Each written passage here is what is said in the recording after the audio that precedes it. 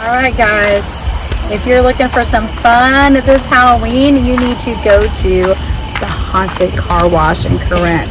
So stay tuned as we show you the experience of the Haunted Car Wash.